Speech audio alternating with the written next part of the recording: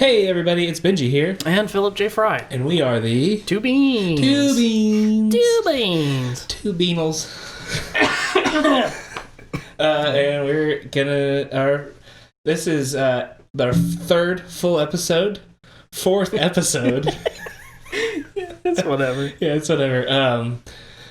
We're gonna do it over collectibles. Yeah. We have on our display here, obviously our alcohol that we're gonna take a shot of here soon, but some of our favorite collectibles. Yeah. We're going to tell you the do's and don'ts, the hows and whys, to be just your average, everyday collector, not your serious ones, because we're not serious collectors. Again, forgive the ambient noise. I have cats that are roaming around. Yep. And we got a lot of... Yeah, we found out that our equipment's just super ringy. Yeah. Ring-ting-tingy. So you get just extra forgiveness on this one, because we're going to be touching a lot of stuff on here. But you know, we're still getting it, figuring it out. All noises considered. Yeah, all noises considered. This is Two Beans. All right, let's start off with shot glass. Shot glass. Just take a shot of the shot glass. I can take shots. This episode's going to be a disaster. Tingy. Tingy. Aha! It bites early in the morning. Also, it's New Year's Eve, which I know by the time this episode comes out, it's going to be like the end of January. But for us, it's New Year's Eve. You're actually going to be looking into the past when you watch this episode. Or really, the last 2-3 episodes, you'll be looking into the past. Yeah. This will be our last episode recorded in 2020. Yep. And it'll be also our first, probably more fun episode. Yeah, this is going to be way more lighthearted than our first two full episodes. Yeah, the first two, we decided to go with 2020, or at least the first one, and then it ended up being so long that we decided to break it up into 2 parts. Yeah. Not a good way to start a comedy podcast, but, 2020 is the elephant in the room, and we needed to talk about it. We needed to discuss it, get everything out of our heads, to the ether. And now we can start fresh. And now we can have fun, and we're going to have a lot less heavy episodes in the future. Yeah. Yeah, so let's go ahead and start. So, collectibles. Why? Why do we collect? I really never have thought about it, to be honest. I mean, I thought about it a little bit, but yesterday when I was taking notes and I wrote it down, I was like, oh, God, I don't have a great answer. I don't either, yeah. I guess the best answer I could give for why I collect is, it's all stuff that makes me happy and makes me feel, I guess, comforted or something like that. So I like being surrounded by that. I'm not going to get into the whole probably whatever mental health aspect that lies deep in the core of me that is like, oh, you must surround yourself with the monsters and all the things. I'm not going to get too far into that. But yeah, it's all stuff that makes me happy, makes me feel nice and warm on the inside. Yeah, I've got kind of a nostalgia thing to it. A lot of my stuff, obviously I don't too. I'm a huge comic book nerd. I have actually lots of comic books, which is kind of like the start of my collecting. And then really with you, I started getting into figures. Yeah. And then Funko Pops came out, and I really love Funko Pops. But nostalgia for me, I've got a lot of Pokemon stuff. I have a lot of Godzilla stuff. Those are all things from my childhood. I have Jurassic Park Funko Pops. I have a sexy Dr. Ian Malcolm. That's definitely one of my favorites of yours. Yeah, it's one of my favorites. I have a Jaws down here Funko Pop with the O2, and right before he shoots it and blows Jaws up. Oh, that's cool. Yeah, I haven't ever actually looked at it. I'll have to.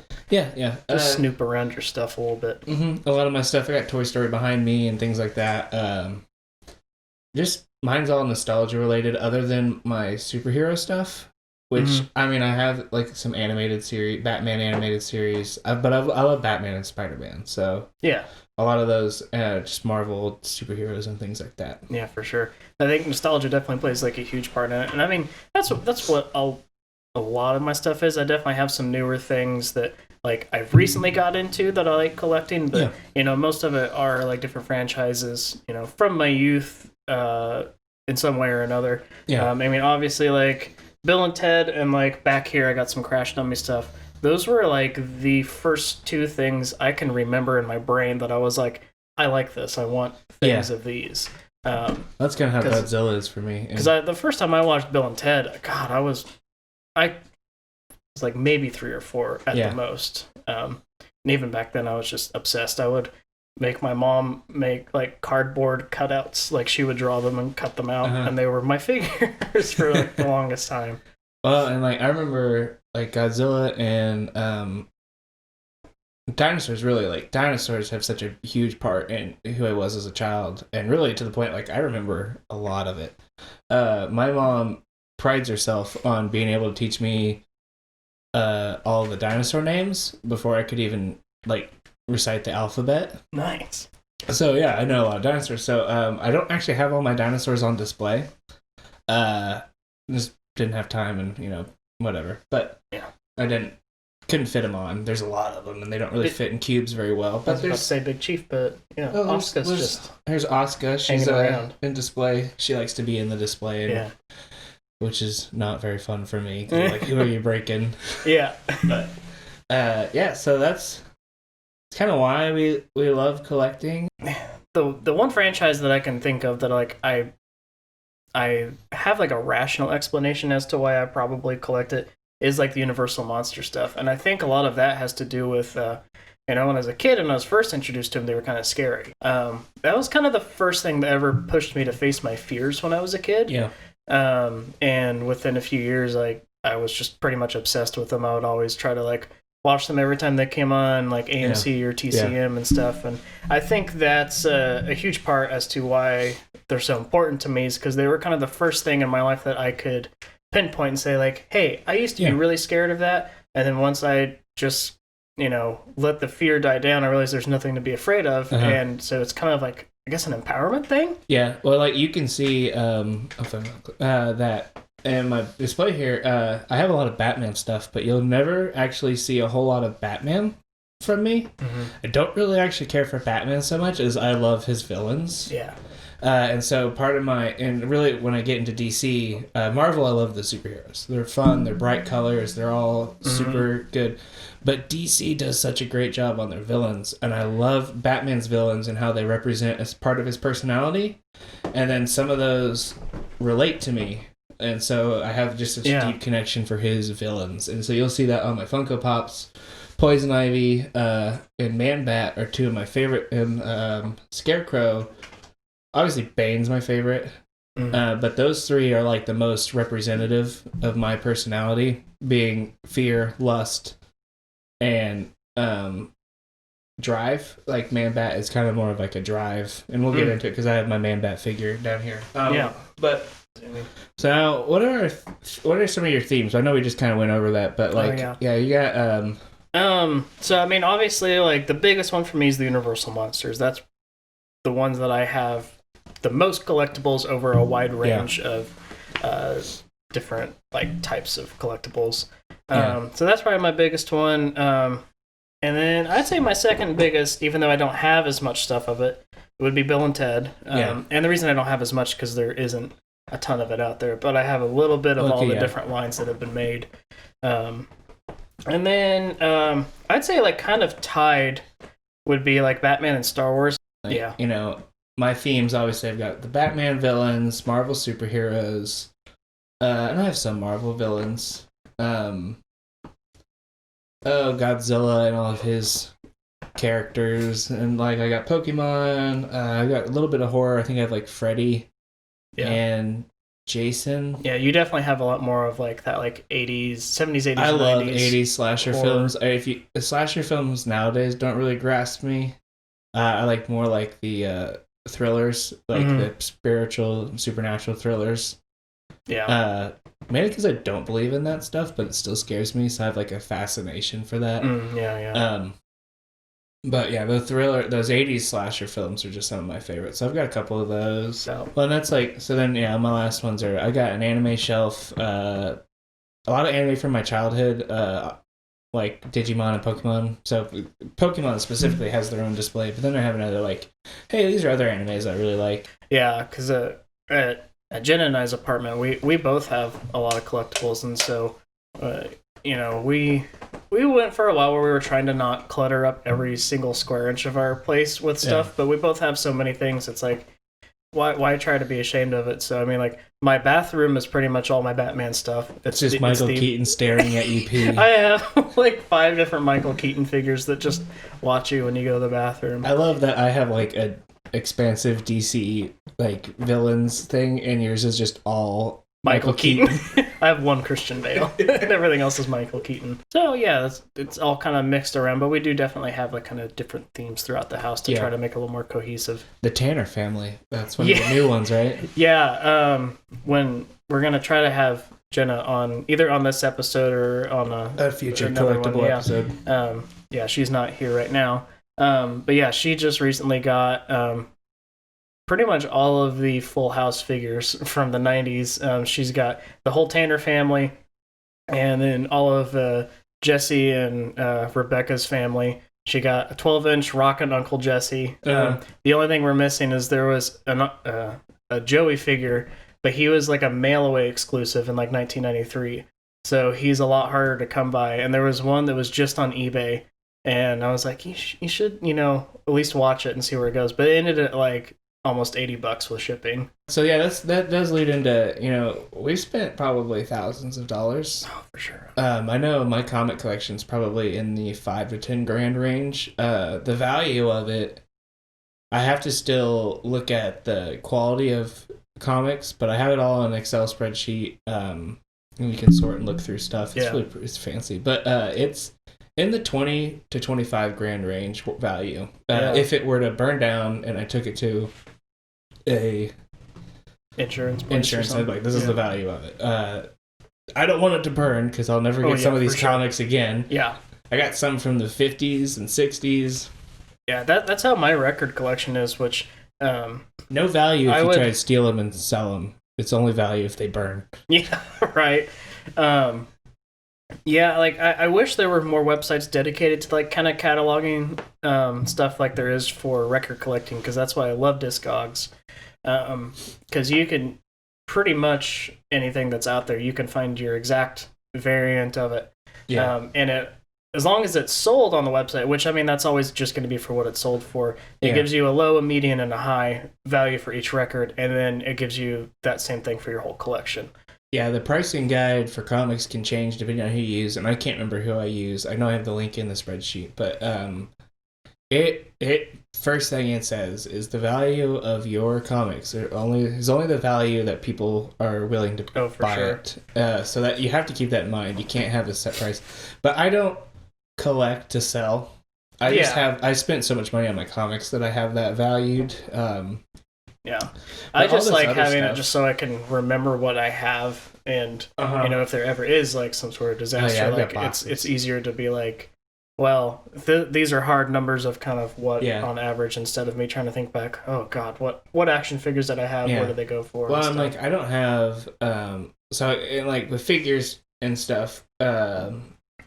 Buying like Funko Pops, I'll spend about $30, $40 a pop on like drop a lot on like 4 or 5 figures at once. Funko Pops is one of those, like, I hate buying them online. I'll still buy a couple here and there. Yeah. But I like to really find them. Yeah, it's always fun when you see one that either you didn't know existed or you've been like looking out for the only time I'll buy stuff online if it's like, this is what I want and I can get it now. It's hard to find. But yeah, with Funko Pops, you can pretty much find any Funko Pop. I mean, there's a couple. You got Rex here from Toy Story. I got him as a Christmas gift, but he was $100. Yeah. And some of the Funko Pops like go up like way in price. They don't make them anymore, so yeah. So like my 2 Universal Monster ones over here, those ones aren't worth as much because they're newer. But I have most of like the original ones that they did like 4 or 5 years ago. And I mean, I've never really been a huge Funko Pop guy. Like I'll pick them up if it's something that I really like. Yeah, that's kind of how I am. And so I never even bothered like to ever like look them up. But, like most of those are like anywhere between like $60 to $100 like a piece. And when you see people trying to sell the whole lot of them, it's like like $500. So it's crazy. But like I said, we're not really into value, but it is nice to know that. Just to like, if I'm in a bind. Yeah, for sure. Which God, I hope we never get that way. But yeah. I had one more thing. Okay, hold on before I lose my thought. Yeah, go for it. I guess advice for like if there is something out there that you're looking for, and Take you your see time buying something, yeah, for sure. But if it's a good price that you can drop the money on and you're not gonna be hurting, um, especially if it's something that's somewhat limited, go for it. If you're comfortable with making that purchase, and, that's the value thing that kicks in when you're not spending the money. I remember I recently, with my government stimulus check, I got it, and there was a comic I've always been wanting. It's the prize collection of my comic book collection, and I dropped the money on it. I had the money from the government, and I saw it online, and it was about half the stimulus check. But I was like, I want it. Like, I knew this was the price. I just never had the money to drop on it. Yeah. So when I saw it, it's not graded or anything, but it, like, oh, that's awesome. And then, so, how to be responsible. That kind of goes into that. Just having themes is going to be the most responsible tool you have. Because if you just go out buying whatever you think is cool, like, looks cool, that is a thing you can do. But having themes and having connection to those themes makes your collecting go a lot. It's a little bit cheaper. Yeah, it's kind of like if you're into like tabletop gaming, which I'm also into tabletop gaming, is you don't want to do multiple tabletop games at once. You want to concentrate on one, play that for a while, get through it, probably invest some years of time into playing it, and then move on to the next one. Yeah, it's definitely it's easier to like keep tabs on yourself when you are just like collecting like one thing at a time. Because I remember back when we lived together and we would go to that flea market every once in a while. Yeah, and that was definitely. I mean, like I didn't spend a ton of money on those things, but if I'd see something that would be like, oh, cool, like this Dexter figure or this random like Marvel figure that like I didn't really want, but I was like, well, it's $5. It's no big deal. I don't have any of that stuff anymore. And that was all money that I could have saved. That's a big piece of advice I would give you is like really think about what it is that you're getting. Is this going to be something that you're going to love and you're going to hang on to for years? Or is it, this is cool? Yeah, my rule of thumb was always like, if it's something that you're unsure about, walk around with it. Obviously, with the flea market, you can't just walk around, but you can look at things while you're at that specific shop. And then just walk around with it. And if you're in there for 15 minutes and you're like, you know what, I don't want this. Yeah, give yourself some time to let that initial wave of dopamine that hits you when you're like, yeah, I love that. Because that will wear down. Yeah. And if you still really, really want it and you can't convince yourself not to get it, go for it. But if you're unsure, 9 times out of 10, you're going to put it back. Yeah, like this guy, Big Chungus, is his name. I bought them together. Like, I bought them, but we were at Toys R Us because we used to always go to Toys R Us when we lived together. R.I.P. Yeah. He was expensive for me at the time. Like, I probably didn't have the money. I was probably a little irresponsible dropping that money on him. But I always, growing up, wanted the big Godzilla toys. Yeah. And they're expensive now. And so seeing him for $90 and he's kind of more modern Godzilla, I was like, that'll be fun. So I got him. So, displays, we kind of went into displays, but, lights and stuff like that, getting that stuff. So it's not just like, you spend all the money on the figures and then you buy these $90 cubes and spend $100 on lights, that I wrapped around. I've got little click lights. Oh, yeah. Different colors. Batteries are almost dead on them in here already, but I don't leave them on either. Yeah. Like if you want nicer ones too, like I love glass cabinets. Those are expensive. Yeah, but I've always wanted something like that, especially, like having cats and stuff, you kind of have to really pick and choose what you have on display, if you do have animals or kids or something like that. But, just find the solution that works best for you. I mean, at the end of the day, the only person that has to like your collection or your display is you, That's true. If you want to, show it off and do all that, then, you can invest whatever money you feel comfortable doing in it. But at the end of the day, if you're collecting for you, like, as long as you're happy with the way it looks, like, that's all that matters. Don't let all the people on Instagram that are like, look at my huge like Sideshow Collectibles collection that each figure is like $200 and their cases are $1,000. It's Yeah, like, no. it can make it real intimidating because you're like, oh, my Yeah. stuff's never gonna look that good. Well, and it gives you like that. Oh, like this is what I want to do, and when you like look at how much money it costs to invest in that, really turns you off from collecting. I think you don't have to do that. You don't have to be these big hardcore collectors. You can be if you have the money for it and you have the passion for it. Yeah. Don't let us stop you. But it's cool to be an average collector. I'm on a Godzilla group, and they bash these NECA figures for being too cheap. But that's what I love about them. They're $12. Yeah. Like they're $12. As long as they don't break, that's the only thing I don't like about NECA is their quality control. They're not going to break. They're squishy. That's nice. Yeah. And also those they're not like action figures where you have like tons of articulation and points that they could break on them. They're meant for children. These guys are just going to hang out right there. They're meant for children and guys who are just like, I have an inner child that wants these. Yeah. They're on display. They look cheap. Some of them have the goofiest smiles. That's half the fun. I love them. Yeah, I love them. And anybody, like, if you don't like them, that's fine. But I see so many people get so upset at these things. I'm like, for the average everyday collector that just wants Godzilla things, they're perfect. Yeah. Yeah, just have fun with them. But I also have some expensive ones too. Right. So do you want to go ahead and get into like our top 5? Yeah, let's go ahead and do it. So, we have on our display our top 5 collections of like things that we really love the most. We might have I've got some honorable mentions and things like that. If you have any that you didn't bring, you can talk about them. There's quite a bit that I wasn't able to bring with me, but so much collection. I can insert some pictures. Yeah, it was always.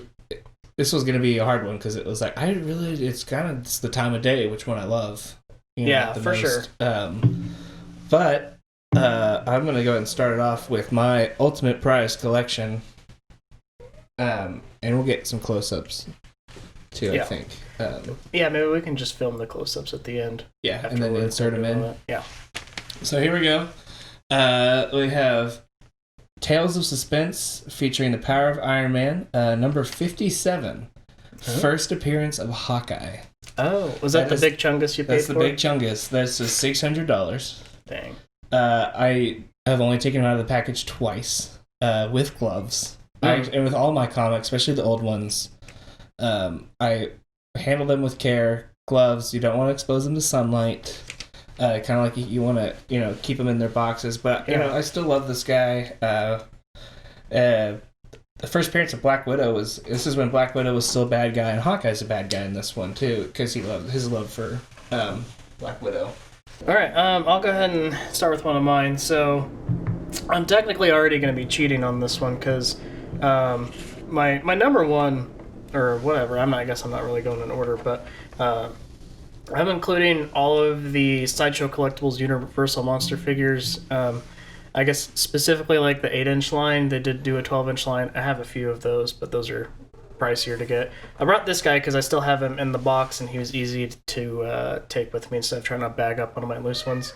I absolutely love the Sideshow figures. I definitely don't think these have been topped in like sculpt or just likeness or like displayability. Diamond Select did some good ones a few years ago, but these like absolutely killer. They all are like basically like miniable statues. They look so good.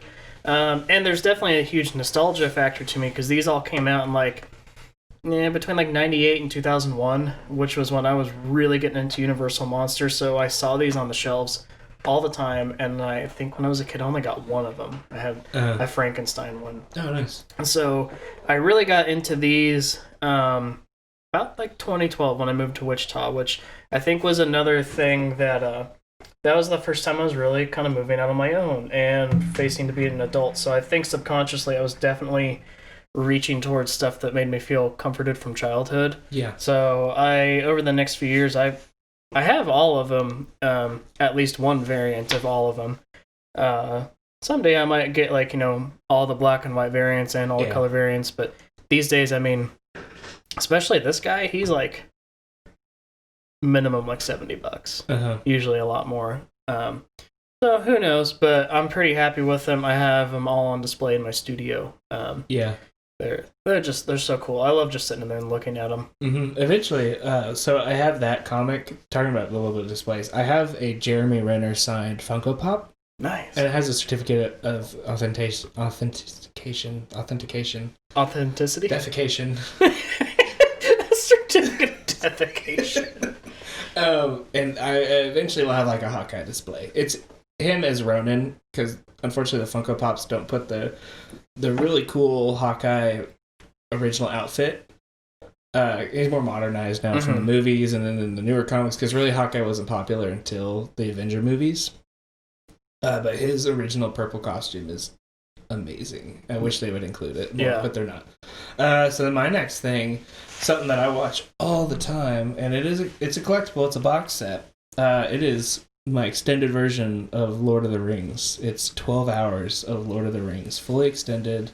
It's DVD. They look like books. That's one thing I always loved about those. Yeah, they're really cool. I have the Hobbit that's the same set, but this doesn't look as cool. Doesn't look as like bookish. Yeah. It looks great. And this is like the one box set, because I got some other box sets that are like multiple DVDs that are just falling apart. Yeah. But this one looks so cool. It's kind of heavy duty if you want to like. Yeah, I'm pretty sure my brother had this like same box set when we were growing up. But the nice thing about it now is I'm getting the 4K extended version, so I can now put this guy on display. And then just watch the 4K ones. For sure. But yeah, that's something that I love. I watch it all the time. I just recently watched them twice. That's just 12 hours more of Lord of the Rings than I've ever seen. It's probably, yeah. I love them though. And the only reason I watched them for the second time within like a month is because I watched The Hobbit. And I was like, I just want more. I want more Lord of the Rings. I love it. So yeah, that's one of my favorites. And I didn't drop a single dime on it. My mom ended up getting the extended Blu-ray versions. And she was like, do you want the DVD? And I was like, hell yeah. And I looked at the box and I was like, yeah, that's a cool, like, that's a box set. That's a nice box set. Right. Yeah, it's like, even though, like, I really don't watch, like, DVDs as much anymore, like, sometimes just, like, display factor, like, can make up for, like, lack of, like, picture quality. That's really the only time I ever get any movies nowadays is, like, steelbooks for the display factor. And box sets for the display factor. And even then, like, some of the box sets are lame. This one was really cool because of the books. Yeah, it's definitely, like, unique and looks... It fits the movies. Yeah. Like, I think I've got another one over there where it's The Dark Knight Rises. From the third of the Christopher Nolan book. It's got like the broken cowl. It looks really cool. I remember that one. Yeah, it's got Bane in it, who's Bane's one of my favorite villains. Banus. Bane. You don't know the anus. I was born in it. I was born in the Banus. Yeah, so anyway, that box sets. I love box sets, but this one's my favorite. Heck yeah. All right, I'll go ahead and talk about my next one. As I mentioned before, I love Bill and Ted. They were one of the first things of childhood that I can really remember loving. So I have a little bit of all of the Bill and Ted various toy lines that have come out. Sculpt-wise and displayability-wise, I love the NECA ones. But they only did, I guess, technically 4 of them, and they didn't do anything else with the line, which was... I was still surprised that they did them regardless, but this new company called Incendium has started several different toy lines, all kind of based on like kind of niche properties. And so they started with Bill and Ted. You got these figures here. They're from The Excellent Adventure. I have 2 sets of them. I got these that are loose, and I have some in the box because their boxes look super similar to the 90s Bill and Ted figures, which at one point I had all of those boxed, but I took them out and missing some of them and stuff. So there's definitely a lot of nostalgia in the box. But they just recently came out with the phone booth, which is awesome, and it actually like is scaled to fit the figures in, and it's not like overpriced or anything. Like the phone booth was like $40. The figures themselves are $30, but you have to remember this is like a really small toy company making really niche limited run figures. So like you can't expect to pay $10 for them because they would make no money off of them. But yeah, so what I love about Incendium and what they're doing, is they already have pre-orders for Bill and Ted's Bogus Journey figures, which no one has ever made Bogus Journey figures. The closest one is NECA did do a figure for Death a few years ago, a Comic-Con exclusive. I have him. He's never coming out of the box. But yeah, they're going to do the Bill and Ted for that, as well as Death. And I am so excited about it. I love that they're continuing the line. I hope they do figures from the new movie, so I could have like all three of them like meet up and stuff. Like the likeness isn't like the best, but they have a good balance between, still being like relatively movie accurate, but they're still like kind of that nostalgic like 90s look to them. Yeah. And they're just so fun. I'm hoping to get the whole line both boxed and unboxed. All right, so then my next thing, I've talked about him before or earlier on, but my Rex Funko Pop. He's a little plastic guard. I really love Rex from Toy Story. I actually didn't realize how much I loved Toy Story and how much it meant to me until I watched the fourth movie. Yeah. When we all watched together, and I bawled. Yeah. Multiple times. It was an emotional end. Yeah, in the beginning, RC car. So I loved RC car, and RC car like gets stuck in a gutter, and you're like, oh god, he makes it. But spoiler alert. It's the beginning, and it's not. Yeah, it's not. Just goofing. Just new boot goofing. I have Woody on RC car Funko Pop just because, like, I was like, I love RC car. I don't know why they don't make more RC car stuff. Mm-hmm. And then, long and behold, the curtains arose, light came from above, and there was Woody on the RC car Funko Pop. Oh, that's awesome. And I was like, oh, speak it into existence. Yeah. Anyway, couldn't speak Rex into existence. They made him a long time ago when they first started. On Mr. Piggy, the bank. Mm-hmm. They don't make them anymore. Or if they do, they don't go as much because they're not the OG version. Yeah.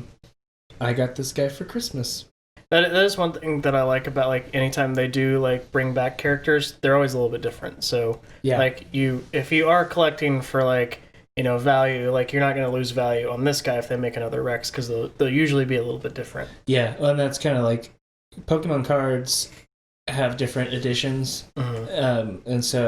And I think they did that for, like, if you have the first edition of Charizard, that thing's $1,000 worth of $10,000, $1,000 to $10,000. And it's, so, like, I like that they did that, where Beanie Babies, which I was a big Beanie Baby fan growing up, mm-hmm. They're worthless now. They're absolutely worthless. Even when I was a kid, I was like, this is a dumb idea. I just, not to trash. Yeah, no, I have, like, I don't have, like, all the bears. I have, like, the last bear they ever made. Mm. And he's in a case somewhere. But all the other ones are just because I love them. Like, I love animals, so. Yeah, that makes sense. Mm-hmm. Well, I have a deep love for animals. Deep. All right, I'll go ahead and move on to this guy right here. Big Head Keaton. This is one of my Michael Keaton Batman figures. I have the 18-inch NECA version. I have 2 6 or 7-inch variants. I have the. He's not in the video game one. And I also have, like, the movie accurate one. At one point, I had, like, 2 of those. This one is the newest one I got. I think he's from Mezco. I can't remember what the name of the line is, but they've done a few of these. I really want to get the Beetlejuice one. But I love this because, it's Michael Keaton. You get the really great, like, head sculpt. Like, yeah, it's a little embellished and stuff, but, like, you can still tell it's Michael Keaton. And he has this neat feature you probably can't see right now. I'll do a close-up, but his eyes move around from the back. So I always like to set him up so that, like, when you're peeing in my bathroom, he's straight up making eye contact with you. And he came with some accessories too, which is cool. It's like you don't have to do that, but he has the wire cape, so he can do the little I'm Batman thing. Oh yeah. So he's all around fun, and the greatest part about him, like, is he's made really well, unlike the NECA figures. I love my 18-inch one, but, like, he literally, all of my 18-inch NECA figures broke, like, within minutes of taking them out of the box. And it's so frustrating because you pay anywhere between $60 to, like, $120 for them. Like, my Michael Keaton one of his legs just broke off, so it's glued back on, hanging on by his tights. His arm, that was the first thing, like, I went to, like, just gently move his gauntlet, and it just snapped off, like, Christmas Day, and I was like, I was so mad. So I'm glad I have something like this that isn't going to break, and he'll always be around. And if something happens to my other ones, like I'll be satisfied. I got big ass head. I love my fat head.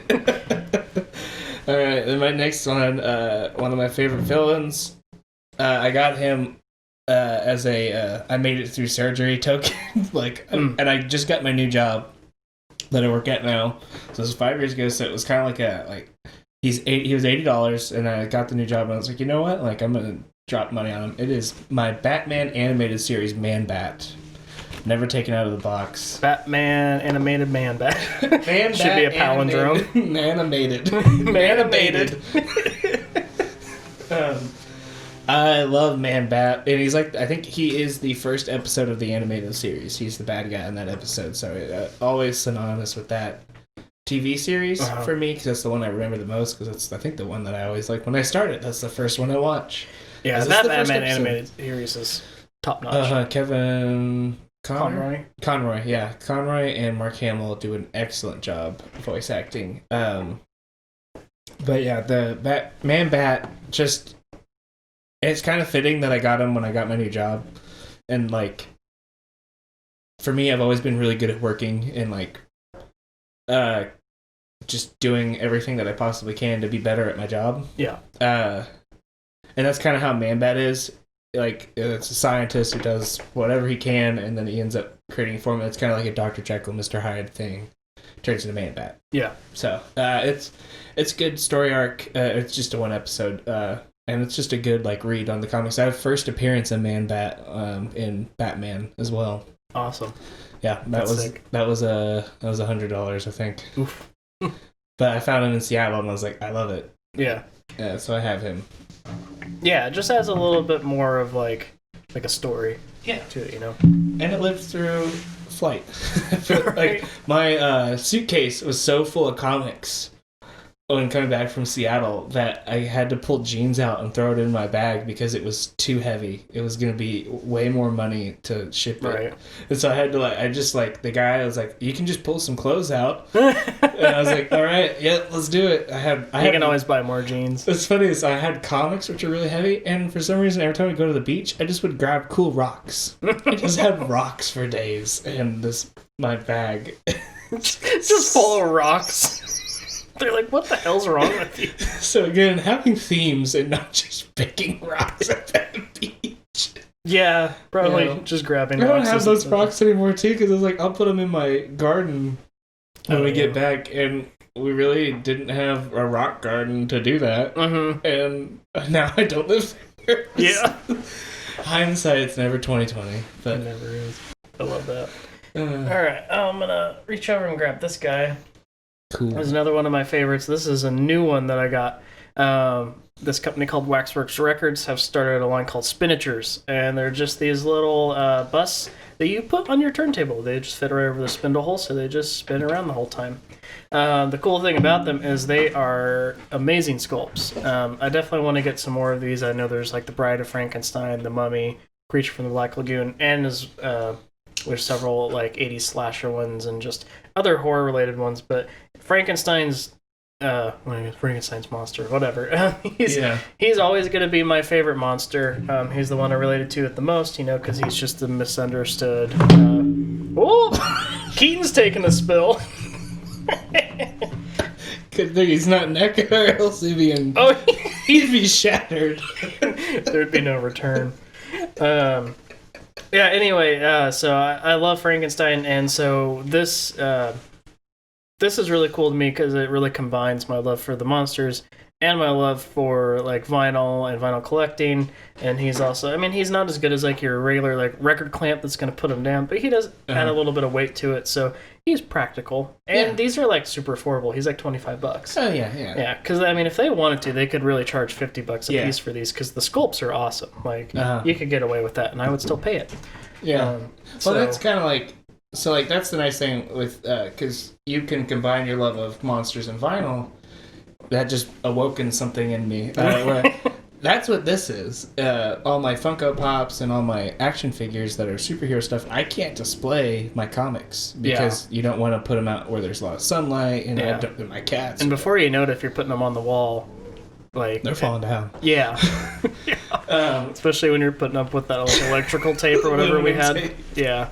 Oh, we were stupid back then. But anyway, so this is like my representation of my comic book collection and all the things that I love about it, and then some. I have an Electro figure up there that I can't afford the first appearance of Electro. Mm-hmm. And Spider-Man, that's like a top 10 Spider-Man. Yeah. Like